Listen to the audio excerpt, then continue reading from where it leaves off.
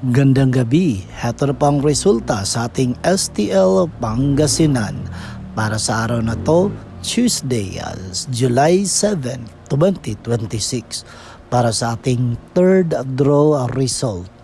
Maghanda na kayo at heto na ang ating third draw result. At para naman sa ating STL Pangasinan third draw result, ang resulta ngayong gabi ay ang numerong ito. Reminder lang mga ka-STL, sa pagtulog natin mamayang gabi, huwag nating kalimutang magdasal sa Panginoon. Magpasalamat tayo sa lahat ng biyaya.